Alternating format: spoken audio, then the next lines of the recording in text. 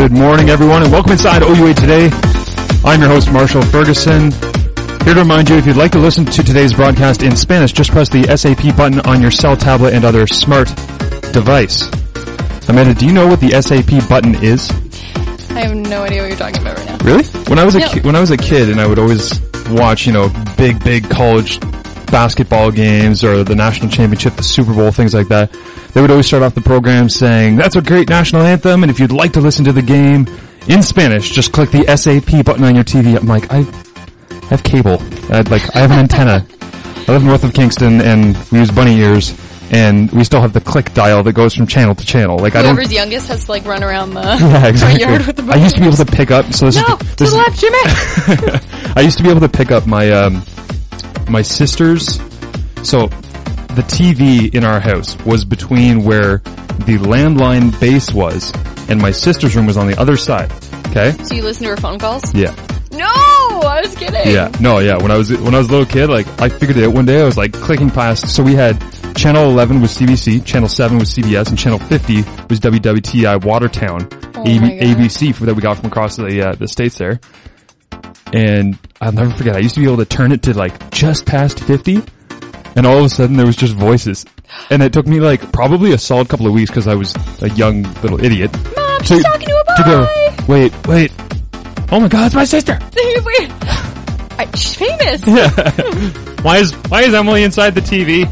The SAP, if you're not familiar, the second audio program, also known as the second audio programming auxiliary audio channel for analog television that can be broadcast or transmitted both over the air and by cable television. Cool. Pretty cool. That is cool. Technology and stuff. It's something I honestly never knew about. When I was younger, I thought it was super cool, but I didn't even know what it was about. There's so many other wild technologies here, but this is still astonishing. Yeah, that's true. This is pretty revolutionary though. We have a camera in the corner of the room. Hi, camera. I hope everyone's enjoying the video podcast, by the way. We've had some decent hits on them, but if you're enjoying them, tell us. If you're not enjoying them, tell us. Yeah. Let us know what we can change. Let me know what we can make better. We're here to entertain you, so. Compliment Marshall when he gets a haircut? Yeah. I got such a generic haircut last week. Just went in and said, "Give me the white guy." And they chop everything at a certain amount and leave a bunch of random hairs popping out. There's just a guy sitting in the back and he's like, "This one." Yeah, exactly. Every single guy on the street has the same haircut, but that's okay. Thank you for joining us, everyone. As I said, OUA Today. Join us on TuneIn. I already tweeted out the link. You can reach the link at OUA Today is where I sent it out from. You can reach me at Marsh2Fergs and Amanda at Weldon. Amanda, Scott Hasty is not here. Coming up over the next hour, we will converse about CIS versus NCAA basketball, the OUA bracket final, officiating of both, because both are pretty sketchy when you see who's really running them. Corey Bellamore will be interviewed at 9:15. He is the star of our OUA bracket. He's really just found his way through there. I honestly, again, naive, not in the loop, football guy. Didn't know who Corey was. Corey's a track athlete. Yeah, he's a long distance runner, and he's great stats. He's set a couple of records. Looks good in a singlet. Really good guy. I talked to him last night a little bit, and look forward to talking to him in not too long. We will also talk about football spring camps, April Fool's, Easter, but most importantly, we have 400 Twitter followers.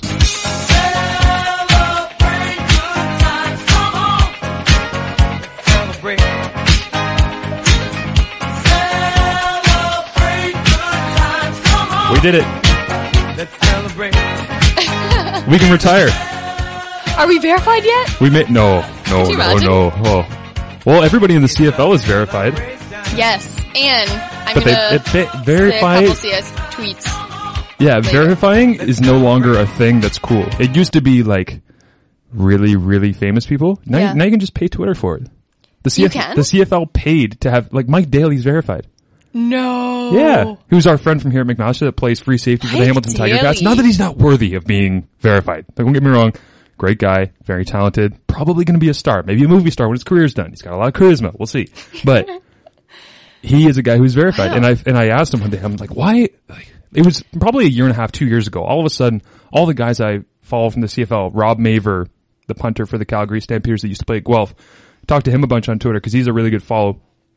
And, all of a sudden they were all verified.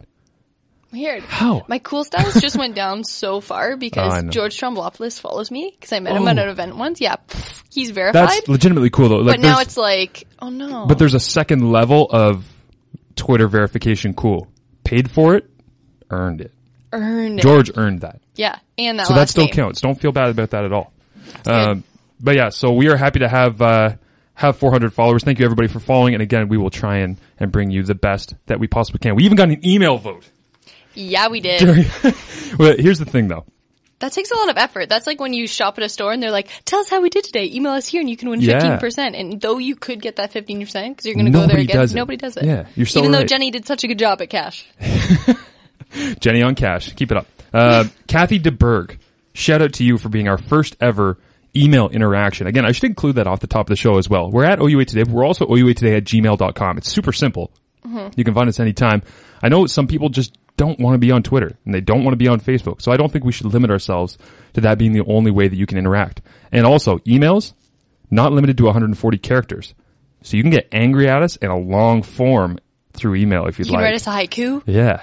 Haiku you could probably fit into a tweet. 140 characters, you think you could do that? Challenge, let's each write a haiku and put it on Twitter. Sounds good. I want to know how your Easter was though. It was great. And do you know what? Okay, so I was listening to the radio, as I am apt to do since I'm on it. The radio. And Sacramento, they were trying to attempt to have the largest Easter egg hunt. But imagine this. What entails an Easter egg hunt? Candy all over the floor and children going wild for it. Where in Sacramento? I'm not sure. Just like a random community center or? Yeah, a community center. And they wanted to beat the Guinness World Book of Records. Okay. So they did have the most amount of Easter eggs that has ever happened in world history. Nice. But it was a disaster. Oh yeah, just bloody children everywhere. It was just like gummy bears stuck to people's ears. Like children were all in the big mess, but then the problem was the parents were also like trying to get candy for their kids. Oh my goodness. Yeah, it was just a rough time. So in the spirit of Easter, please keep your kids at home. Let them find all the eggs, but tell them there's one still they have to find. That's a lot more fun. That reminds me of Jingle All the Way, if you've ever seen that with Arnold Schwarzenegger. Where he tries to get Turbo Man.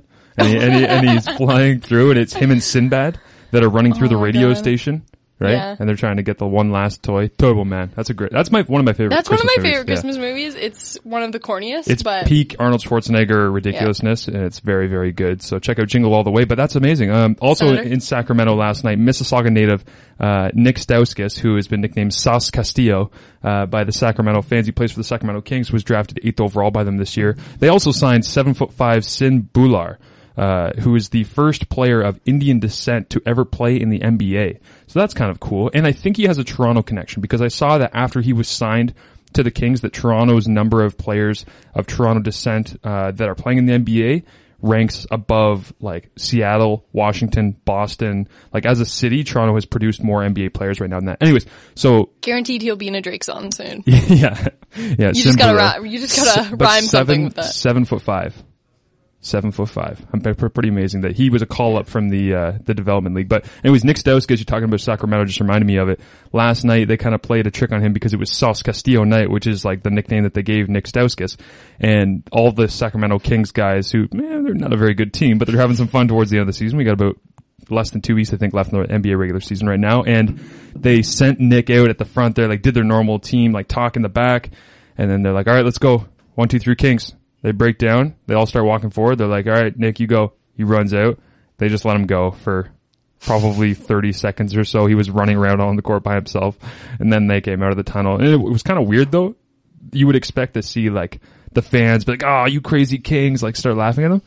The fans just didn't care. There was no, like, laughing in the crowd. It was just a dead environment, which their stadium is called Sleep Train Arena. So that's rough. I didn't know that. Yeah, that's not a great name. And their owner is a bit of a psycho. He's already fired 2 coaches this season. Anyways, Marshall digresses. Yeah, I like the NBA just a tad. My favorite Easter tweet from your OUA athletes over the weekend came from Melissa Taddy of the Brock women's basketball team. She was a standout first year. She's from Hamilton area. She said, how's school? Let's not talk about it, please. Where's your boyfriend? Oh, school's good, thanks. Thanks for letting me talk about it. #fam dinners. There's a lot of... reminds me of that President's Choice commercial. Which one's that? You have a boyfriend! Oh, yeah. Like when they... Or the Enterprise Rent-A-Car one that's been on 1,000 times during the NCAA tournament, where they have the woman who's at like the family gathering and the Enterprise guy shows up and she's like, me and Gary have been dating for months. And he's just like her Enterprise pickup lady. He's like, yeah. Keys. Drops the keys and goes, you'd be surprised how much that happens. We have some good starting five this morning. Yeah, let's get into the starting Yes, five. starting five. Guelph swimming.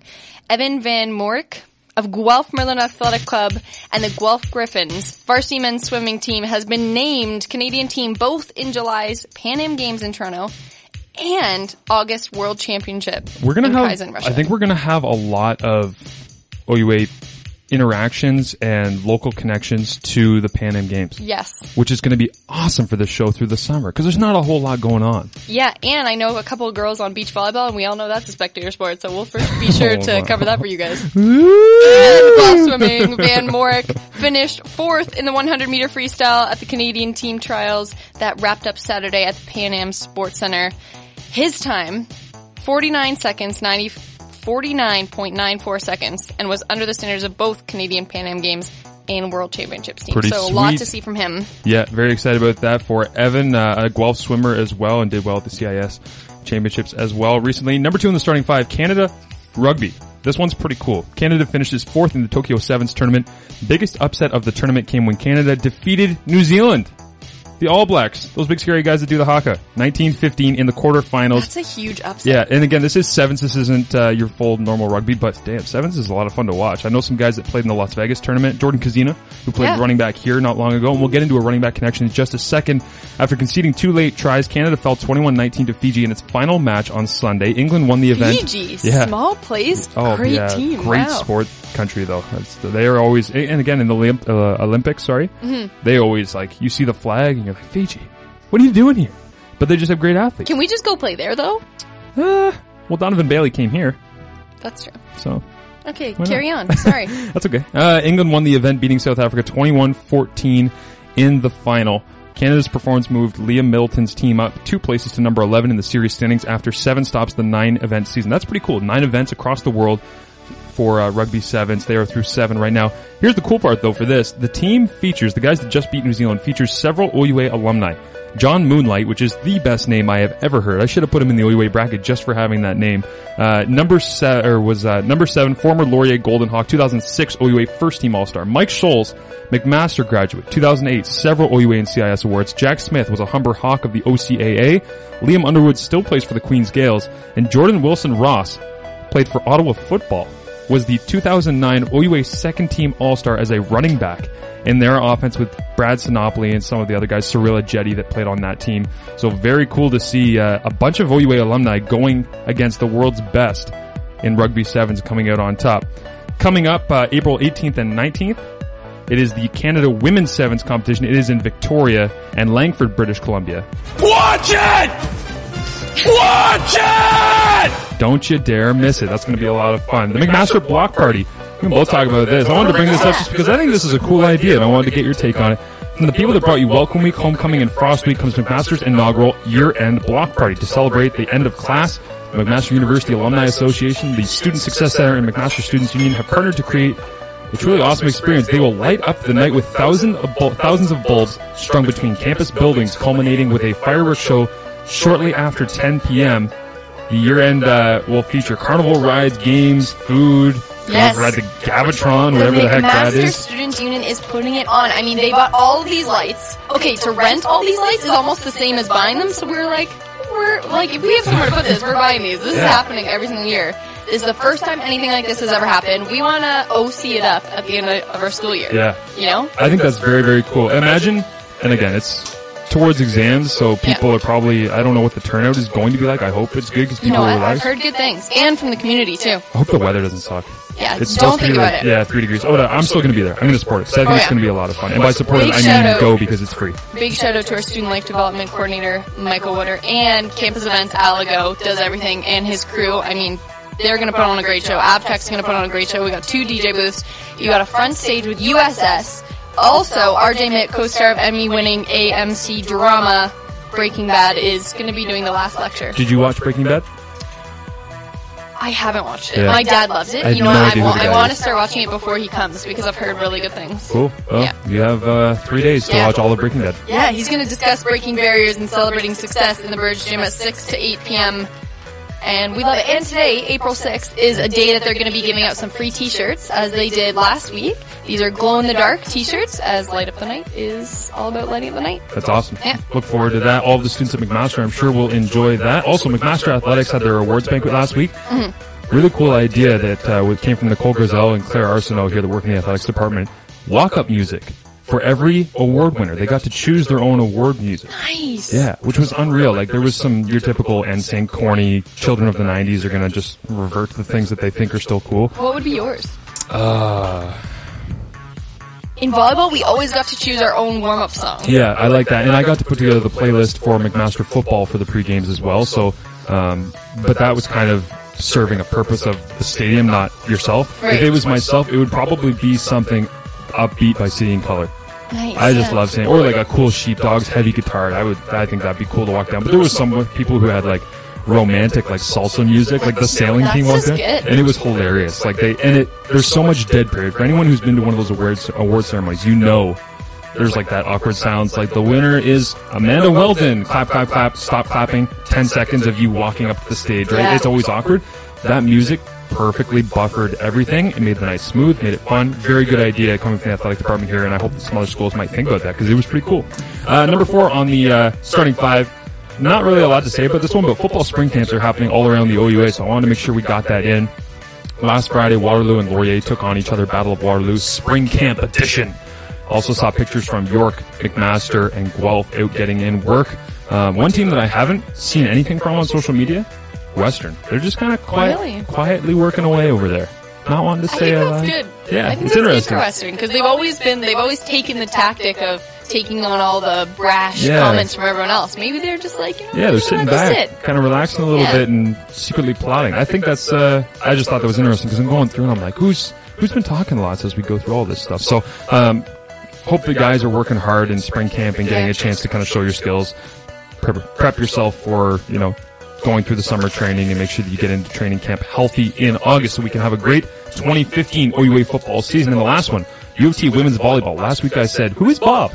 The guy they had in their picture. I have no idea who Bob is. U of T volleyball reached out to me and said, thanks for the mention, Bob Marciwa. It's Marciw, is a facility tech who sets up the great volleyball net and is a passionate Varsity Blues supporter. So that's pretty cool. I'm glad that we got to get Bob into the show and make sure that he gets the shout out for which he is. If you've ever had to set up a volleyball net, it's just not a good thing. I think that was my favorite part about coming and playing varsity athletics. That you didn't have to set it up anymore? I never had to set up the net anymore. So shout out to all of those supporters of the facility around the entire OUA. You just get so spoiled once you come here, don't you? Do. Yeah, it's all good. All right, when we come back, we're going to be talking about the OUA bracket, which has been a rousing success. Very happy about that. And specifically, we're going to have on the phone Corey Bellamore, Windsor distance runner, a guy who has shown pretty well throughout the OUA bracket. This is OUA Today on CFMU 93.3.